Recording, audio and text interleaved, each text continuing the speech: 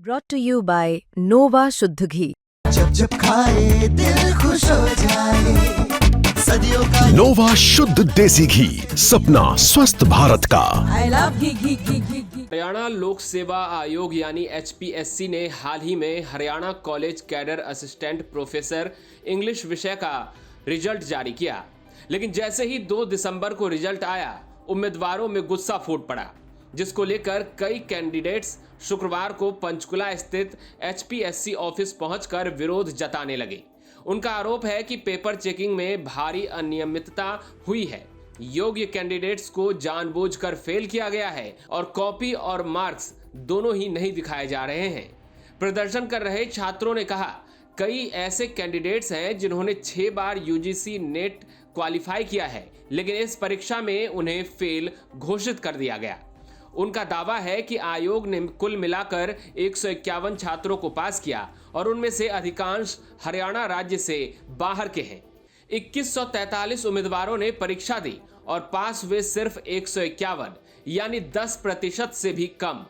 अगर केवल 35% अंक लाना जरूरी था तो इतने ज्यादा बच्चे फेल कैसे हो गए?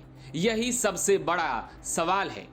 कैंडिडेट्स का एक प्रतिनिधिमंडल शुक्रवार को HPSC सचिव मुकेश आहूजा से मिला, लेकिन उम्मीदवारों के मुताबिक उन्हें कोई ठोस जवाब नहीं मिला, ना कॉपी दिखाने का आश्वासन और ना ही री-इवैल्यूएशन को लेकर कोई बात। इसके बाद कैंडिडेट्स ने कहा कि वो अब कानूनी लड़ाई लड़ेंगे और कोर्ट का दरवाजा खटखटाएंगे। अब स्थिति ये है कि रिजल्ट पर गहरा संदेह है, कैटेगरी वाइज रिजर्वेशन के उल्लंघन का आरोप है और 75% पद खाली रह जाने का खतरा। कैंडिडेट्स मांग कर रहे हैं कि उन्हें कॉपी दिखाई जाए, मार्क्स बताई जाए और पेपर की दोबारा जांच हो, साथ ही पारदर्शिता सुनिश्चित की जाए। अंत में अब आप प्रदर्शन करने आए कैंडिडेट्स ने जो कहा वो सुनिए। आज हम शांतिपूर्ण प्रदर्शन के लिए बाहर इकट्ठा हुए हैं। 2 दिन पहले हुई मुलाकात के बाद हम लोगों को एक संतुष्टि भरा कोई जवाब नहीं मिला है, ना लिखित में हमें उस चीज़ का कोई प्रमाण दिया गया है। जो हमें अंदर बोला गया वही हम बाहर के लिए असंतुष्टि दिखाते हुए आज यहाँ इकट्ठा हुए हैं। मांग क्या? मांग हमारी ये है कि एक पारदर्शिता दिखाई जाए, साथ में हमें हमारी आंसर शीट या फिर मार्कशीट सबसे पहले, और उसके साथ अलॉन्ग विद हमारी आंसर शीट जो हम सभी यहाँ पर इकट्ठा हुए हैं, जिन्होंने अपना पूरी मेहनत से शिद्दत से 15 क्वेश्चन तक भी लिखे हुए हैं, और वो हमें ये कह रहे हैं कि आप लोगों ने 35% भी एलिजिबिलिटी का क्राइटेरिया पार नहीं किया है।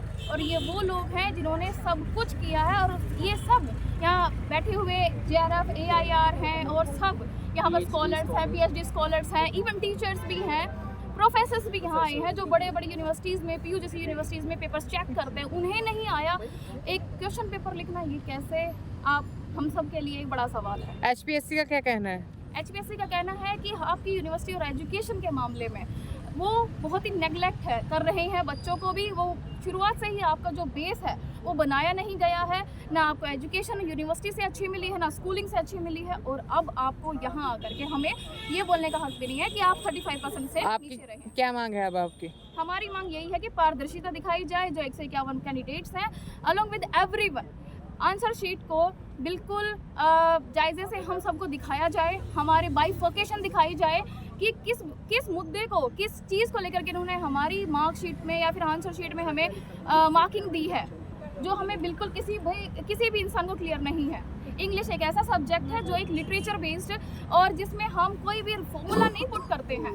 अगर हम फॉर्मूला पुट करते हैं तो हम उसमें कह सकते हैं कि नहीं, गलत है, बट यहाँ पर सब्जेक्टिव का मतलब आप समझेंगे तो सब्जेक्टिव का मतलब है इंडिविजुअल, और सब्जेक्टिव हर सब्जेक्ट अपना अपना लिखेगा। और लिटरेचर बहुत वाइड और बहुत अलग सी फील्ड आप मान सकते हो, जिसमें हम सब यहाँ खड़े हैं ताकि हम लोग उस चीज़ को थोड़ा आगे लेके जा सकें। मैम, ये सुनने में आया कि जो हरियाणा के बच्चे हैं उनको कम बच्चे लिए गए हैं, क्या मामला है पूरा? टोटल 613 सीट्स हैं, जिनके ऊपर 4800 बच्चों ने एग्ज़ाम दिए थे। 2400 ने क्लियर किया था, जिसमें से 200 कैंडिडेट देने नहीं आए थे। 2200 कैंडिडेट्स ने दिया, जिसमें से डायरेक्ट एक रिजल्ट आता है, जिसमें से 151 कैंडिडेट्स जो हैं वो फाइनल हो जाते हैं एकदम से, without any notice, without any बिंग। तो ये हमारा मुद्दा है कि वो कैसे और हम कहाँ हैं। दरअसल 1.5 साल पहले तकरीबन 2 साल के प्रोसीजर के बाद 1.5 साल पहले भर्तियां निकाली जाती हैं। 4800 सीट के जो हैं 4800 कैंडिडेट 613 असिस्टेंट प्रोफेसर की भर्ती के लिए आवेदन देते हैं। 4800 विद्यार्थी उसके लिए पेपर देते हैं। उनमें से 2400 का जो है पेपर फर्स्ट फेज में क्लियर हो। 2400 में से 2200 सब्जेक्टिव एग्जाम देने के लिए जाते हैं। अब 2200 में से जो रूल एडवर्टीजमेंट में लिखा था कि 613 कैंडिडेट हैं, उसके दुगने अभ्यर्थी यहाँ बुलाए जाएंगे, यानी 1226 एक तरीके से यहाँ बुलाए जाने थे। लेकिन एकदम अचानक रिजल्ट आता है कि आपके 151 विद्यार्थी ही सिलेक्ट हुए हैं, जिनमें से हरियाणा के 1% भी बच्चा नहीं है। और उससे भी बुरी स्थिति है, आरक्षित वर्ग का कोई बच्चा इसमें नहीं है। अगर आरक्षित वर्ग का कोई क्रीमी बच्चा जो बहुत इंटेलिजेंट बच्चा है वो भी जनरल के खिलाफ कम्पीट करके जनरल श्रेणी में आ गया है, आरक्षित कोई भी श्रेणी है, DSC SC है या फिर BC है, इनका कोई भी बच्चा जो है नेग्लिजिबल, बिल्कुल पॉइंट्स के अंदर इनका जो है सिलेक्शन हुआ है। तो पहली चीज़ तो ये है कि इतनी ज़्यादा सीट्स पर जो है विद्यार्थियों का, जहाँ 1226 होना था वहाँ मात्र 11 से 12% बच्चों का ही सिलेक्शन इन्होंने दिया है।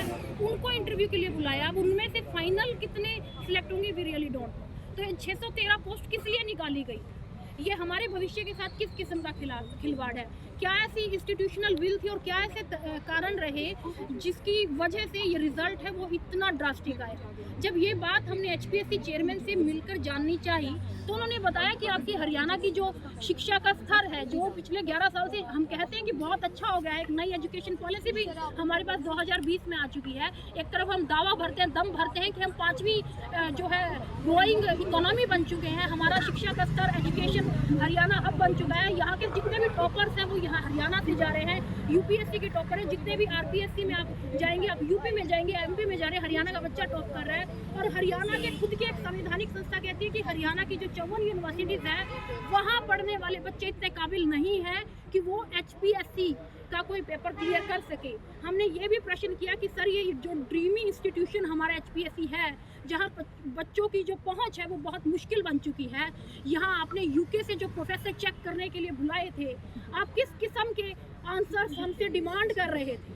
हमने वो तमाम प्रश्न इनसे सलीके से पूछे, लेकिन हमें कोई संतुष्ट जवाब नहीं मिला। अगर आप हाथ जोड़ के निवेदन किया कि सर आयोग बच्चों के लिए है, हमारी ऐसी क्या कमियां रही जो हमें पता चल सके कि हम भविष्य में ध्यान रखें, तो एक मॉडल आंसर की हमें दी जाए, वो भी नहीं दी जाए। तब आप क्या आगे की क्या रहेगा आपका? देखिए, जो पारदर्शिता का जो हमें अपनी सरकार और अपनी संस्था में यकीन है, जो इनका मोटो है कि हम पारदर्शी हैं, तो दिखाएं आप हम हमारी आंसर हम नहीं है काबिल, बताएंगे। दूसरी चीज़, आपने किस तरीके से, किस स्केलिंग, मॉडरेशन और बाइफर्केशन से हमें मार्क्स दिए हैं, आप हमें वो बताइए। ट्रांसपेरेंसी है तो पूरी हो। ये नहीं है ना कि आप कुछ लोगों के लिए आप अपने तरीके से कि ये हमारे बायलॉज में नहीं आ रहा, ये हमारे कॉन्स्टिट्यूशन का हिस्सा है, हम ये इस वक्त नहीं बताएंगे, हम उस वक्त ही बताएंगे। आपका काम, आपकी सुविधा है, वो हमारी सुविधा नहीं है। तो मुझे ऐसे लगता है कि आपकी अभिव्यक्ति हमारे लिए आतंक नहीं बन सकती है, और हम अपनी अभिव्यक्ति को आपके लिए आतंक नहीं बनाना चाहते। कोर्ट का रास्ता निस्संदेह हम इख्तियार करेंगे, लेकिन हम सब पढ़े लिखे, डॉक्टरेट, बहुत गोल्ड मेडलिस्ट, इतनी जगह JRF, इतनी बार JRF, और तमाम हरियाणा की जो रिकॉग्नाइज, जो मैं आप कहूँगी इतनी रैंकिंग वाली यूनिवर्सिटीज़ है, वहाँ से हम आए हैं। एक तरफ आप इतनी वर्ल्ड बेस्ट रैंकिंग के अंदर आप यूनिवर्सिटीज़ को आप काउंट करते हैं, वहाँ से हम आए हैं, और आप कहते हैं कि आपको पढ़ना नहीं आता। We need valid answer.